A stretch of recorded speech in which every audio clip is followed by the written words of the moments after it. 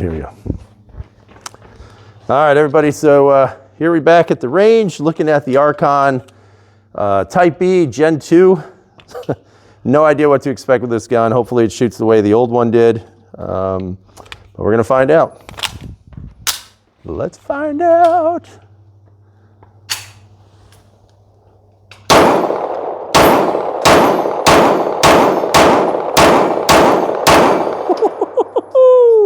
That is easy shooting right there. Holy shit. Even for a crappy shooter like me, that made me look really nice. Wow, no recoil. The fiber optic on the front is enormous, so it's like a big giant red dot on your target. Wow, that was quick. That was quick and easy. Yeah, that was fun. I like that. Try this one.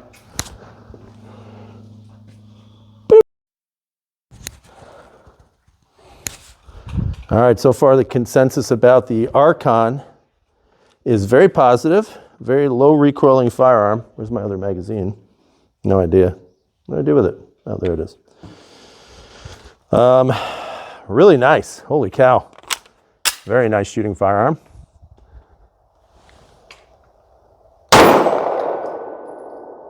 Oh, why do I feel like the sight just moved on me?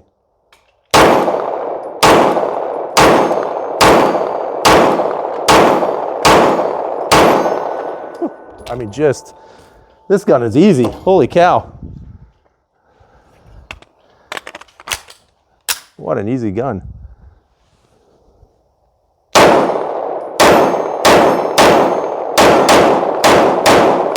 And I just missed 4 consecutive shots. Every time I say it's easy, I fucking miss. Oh, Lord, that was terrible. That was embarrassing. That's got to be edited.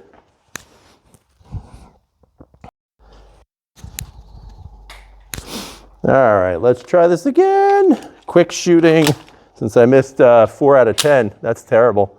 Let's see if I can miss 10 out of 10 this time.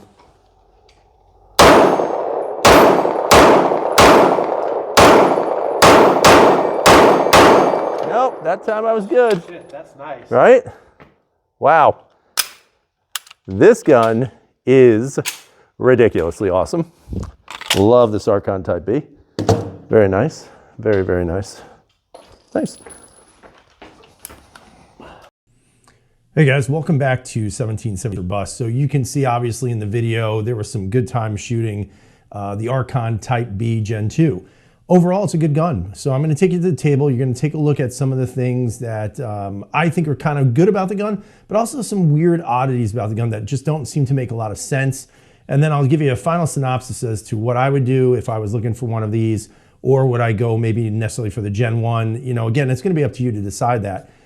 Just keep in mind the video that you saw with me shooting, I took that a couple of months back. It's been a long time since I've made some videos, as you can tell. So that's why there's some snow. I had a little bit of winter weight on my belly, but that's how it is sometimes. But now that we're getting back into the springtime and summertime, you know, we're gonna get back into action making some videos. So let's go to the table, let's take a look at the overview of the Archon Type B Gen 2. And then at the end of the video, if you guys don't mind, leave those comments, subscribe, and share the video. And that's it, so let's get to it. Hey guys, welcome back to the table. And on this table, you see a little bit closer version of the Archon Type B Generation 2. Overall, it is an interesting firearm. You know, there are some things about the gun that for me, I would say are kind of interesting, but yet weird sort of little quirks about the gun. Now, overall, if you've had experience with the Archon Type B already, there have been some reviewers that are saying this is, definitely leaps and bounds above the first generation. I would say in some aspects that might be true. They did do some reworking of the internal components. I know that the original versions or the Type B Gen 1s had some issues with their firing pin. Also, some of the things with the sear. Apparently, there was an issue with the sear. So they've kind of created an internal mechanism in this gun that's a little bit more efficient. When I pull the slide off, I'll show you a little bit more about that in a second. But overall, the gun looks really nice. I mean, it is very, very nice and interesting looking of a firearm. It has that little cutout here. Again, keep in mind, you can actually get this the way it looks here, or you can get a gun that does not have the cut. I believe they call it the D model. And so that just gives you the opportunity to, if you're not really into the looks of it, you don't have to go this route. You can get it whether it's a little bit different. Now, one of the things that they say about this gun is that it's modular. And, you know, you could say that it is maybe adaptable. I'm not really sure I'd call it modular because there really are no modular grips available at this point. For example, you can't find this in FDE, greens, metal, other different types of polymers, different type of texturing. You have to buy the whole gun because as far as I know, the lowers are not available. Now, with that said, there is some modularity to it. For example, you can see on the back here, hopefully the camera will take, yep, there we go. You'll notice that the serial number's on the back because the actual trigger control group is removable. There's a roll pin here, roll pin there. You pop those two pins and you can actually take out the entire trigger control group, which is kind of nice.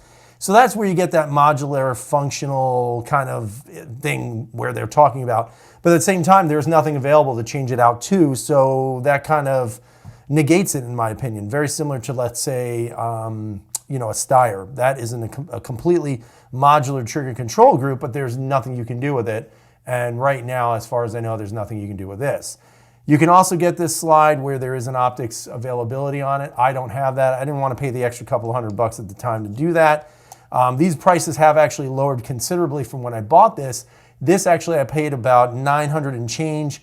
This version, as you see it right here, you can probably find it now for about $800. So you're going to save about $100, $150 right now. You just have to shop around for that. There are some deals depending on where you look.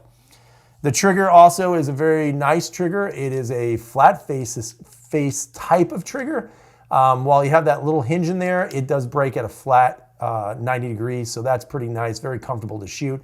You don't get much heat resonance from this. The first gen had some people saying that there was some heat transfer as you ran the gun. I didn't really notice it that much, and this I did not notice it at all. Again, you do have a lot of reinforced polymer, a very nice you know, finish on the sight. Although I will tell you, I've done a couple of 100 rounds through this, and I do notice that there's some markings on the lower here and also on the top portion of the slide, which you may not be able to pick up on camera, but it's definitely there. And so, I mean, is that a big deal? It's not really a big deal, but just keep in mind that might be something you find. Again, based on the original generation of this, you can see it still has that little part there. They claim that that actually bites into the tendon of your grip here, and it makes the gun, or you, be able to hold that gun a little bit harder or a little bit steadier, whatever. Do I think that's, you know, marketing? I do. I'm not sure if I really buy into that. I don't think I'm holding this gun any, you know, firmer than any other gun I've held before.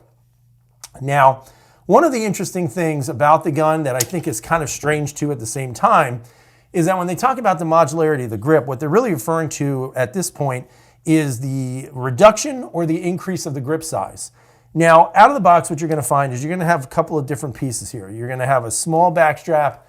You're going to have a fairly long back strap. You're going to have a medium back strap that has a little bit more of a hump to the back of it than the one that comes attached to the gun. And then you also have this additional piece here, almost like a shoulder. That would be something similar to what you would find on an M&P 2.0, where you just have a little bit of that, whatever you want to call it. I called it a shoulder, but you can see how it attaches to the magazine. So it's very similar to what you would find in the M&P. But here's the problem with this. You can't use this unless you actually remove a roll pin here and here. So, or I'm sorry, here and here, front and back. This one you don't touch. But this one and this one you actually have to push out.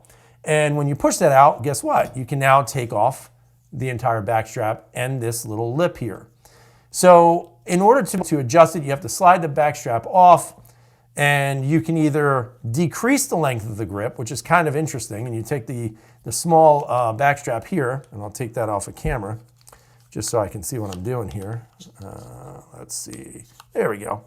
And as you slide it back on, now you've reduced the size of the grip significantly. And keep in mind, YouTube sensors, there's nothing custom about this gun. This is the way the gun is. This is all the components of the gun. So now you see that the grip is a lot smaller. But here's where, in my opinion, the stupid part comes into play here. It only comes with a 16-round magazine and a 17-round magazine. Now, allegedly, this can hold 18. This, I think, can hold 16. I can't tell you that because these magazines have been pinned to 10, so that's awesome. But the thing that I think is just kind of stupid about this gun is that now you have almost like maybe a little bit smaller than a Glock 19 grip. The slide is slightly longer than a Glock 19 at, like, I think it's 4.13 or 4.31 or whatever that is. But what you're going to notice is that even with the smaller magazine, it's not really going to do much good if you don't have a magazine that fits in it flush. So you're still going to have the increased length in the grip. So while this is a nice feature, and yeah, it's kind of cool, the problem is it's not very usable if you want to have a flush fit magazine. Now, I've heard that there are 13 round magazines available. I have never seen them. I have no idea where to get them. That's just what I heard and actually saw in another video of another YouTuber who didn't really think this was a, kind of a downside to the gun, which I thought was interesting. Now, let's say you don't want to carry it with that small grip. You just have to pop that piece off. But this is where the difference comes into play here. So you have two of these sleeves. And this sleeve that you see here, this is the actual bottom sleeve. So this is the one that will fit at the bottom of the gun, and hopefully my camera will work, which apparently it doesn't want to do that. There we go. It has a little bit of a lip coming out of it, and this is the bottom portion of it. So you have the option of just basically connecting it like this, and you can see by doing that, it increases the length to a regular gun, which is what it comes in the factory. Again, you have to actually take this and you have to connect it to the back strap, and there's a channel in the back strap right here with the little bit of, I guess you could call like an edge on this, and you basically slide it in, and then you slide it down all the way to the bottom. And that's how you get your quote unquote modular grip. Again, is it modular? Not really. I think changeable is a better way of saying that. Once you do that, you put it right on the back of the gun, put it in the channel, and it goes right back into place. You pop the 2 pins in and you're good to go. Now let's say you want to have a longer gun. Again, another YouTuber mentioned that this gun can feel like a Glock 19X. I don't agree with that. It doesn't feel anything like that at all. But it's in the same concept of basically taking your lower portion and then the middle portion of it, and you basically join it like that. Then you take your long back strap, which you see right here, you slide both pieces into the channel at the same time, drag it to the bottom, and now it's in a complete form. You then take it, you put it on the back strap there, slide it onto the gun, and now you have what people have said is a 19X grip. I would say it's a little bit longer than that, guys. It's really not. It's just, I don't know. To me, it feels like it's a little bit longer. Not by much, but it definitely feels a little bit longer than 19X. Definitely doesn't have that real balanced feel like a 19X has. If you guys have shot it, you know what I'm talking about. But again, here's kind of the stupid part of this. So let's say you want to carry it with a larger grip because you want to carry it for work, or you just want a full grip, right? Now you've basically reduced yourself to one magazine because the only magazine that fits right there is your 17 round mag. So now you're down to one magazine. For those of you who are free, you have 17 rounds, but you're going to have to go out and you're going to have to buy another magazine because unfortunately, for whatever reason, the company PTR, when they imported them, don't give you more than 2. And that's kind of stupid to me. I mean, either give us the 13 rounder, the 15 rounder, and the 17 rounder, or at least give us 2 17 rounds, 2 15 rounds, and leave it like that. I don't suspect most people will reduce the grip to this. To me, it just doesn't feel as good, and it just doesn't make sense to me. Yeah, some people like the short grip and the longer slide, but I also think that it is very manageable without this extension piece. And again, the gun feels good ergonomically, but I just don't understand what was the sensibility behind, creating a gun that essentially should be carried with 2 magazines, but can't because you didn't give people the 2 magazines. You only gave them 1. Now, I get the fact they want to make money, but at the same time, I mean, the gun is, at the time of when I bought it, was close to $1,000. And for that kind of price, you would think that you'd get everything right out of the box, and you just simply don't. And I think that's kind of the downside of the gun. I mean, overall, the gun is a very good gun. I mean, it shoots wonderfully, as you guys have seen in the video that I posted here. The takedown is, again, very, very, well, it's identical to the way it was. I'm trying to do it right now because the essence of the takedown, if you guys are not familiar with this, is you have your little pin here, you push this out, and then you're supposed to pull this part of the pin out. It does not come out completely, but that's how you take down the actual gun. Now, the only problem is that at times, and let me see if I can get that on camera, this pin doesn't come out enough to be able to really get a good grip on it. Now, you do want to pull back on the slide just a little bit to be able to release pressure on that pin, and then ultimately the pin comes out and you just slide the slide off. Again, you can see it's very, very, very well done, and that's something I have to say. The craftsmanship on this is excellent. You have basically a 3-spring recoil spring and guide rod system, and I'll show that to you as soon as I can get it off. And what you're going to notice here is you have your guide rod, 1-2 spring, and then your 3rd spring, which fits on the end of it. So that is to allegedly help with recoil, which I could understand that. I mean, it's got more springs, so you figure a little bit easier, reciprocation with the slide, thus maybe making a little bit less recoil.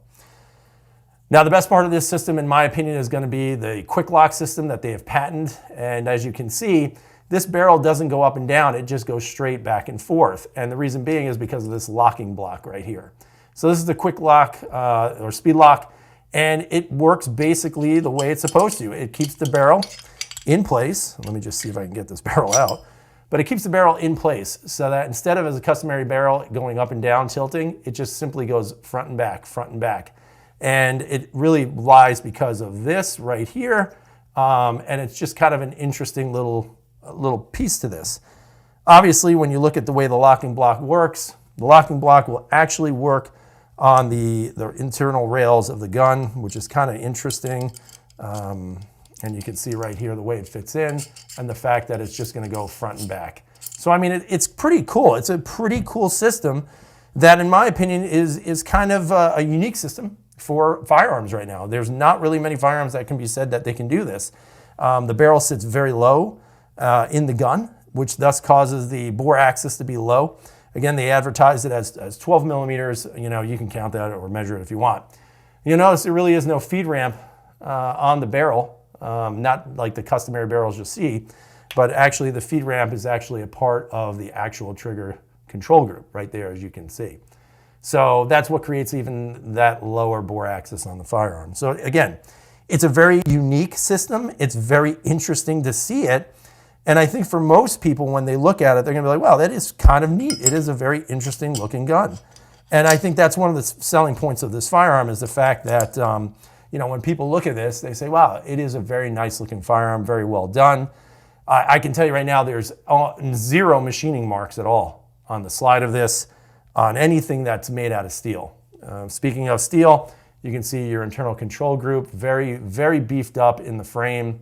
The rails are very thick, very nice, very similar to the Steyr and very similar to an APX. I mean, it's just a very good solid block of steel in there. You can see that the sear back here has also been a little bit more reinforced, a little bit thicker piece of metal back there than the original gun. So one of the things that I also don't like about this gun, and pardon that, until I put the pins, it's going to still slide out. The one thing that I don't like about this gun also is the simple fact that the texturing on this, I think, is subpar. As a matter of fact, if you were to remove all of these Talon grips tape on here, what you're going to find is that the polymer is as smooth as this over here. I don't understand that. I really have no idea why they decided to do that. I don't like it because I'd rather have a more aggressive grip without having to use rubbery tape. But again, that's just my opinion, right? It's an opinion of mine. Doesn't mean it's going to be yours, but I just don't like the feel of that. It's something that I wish they would have given that as an option, kind of like the PX4 compact carry. So like, let's say you didn't like the texturing, you can put the rubber Talon grips on there if you choose to. So I mean, overall, it's a good gun, shoots really nicely, does its job the way it's supposed to, but there are some little strange things here and there about the gun that you're going to have to decide if that's something you'd like. I think it's worthwhile. I really wouldn't mind owning another gun such as this, but again, I have to think about if it's really worth paying that price. And there's my dog barking in the background. So I'd like to hear what you guys have to say. Leave some comments down below. Let me know what you think about the gun as a whole. I think overall it is a good gun if you're looking for something different, something new, and something that shoots great. I would definitely recommend this firearm because it is simply that good of a firearm if you can look past some of the components to this that are a bit off.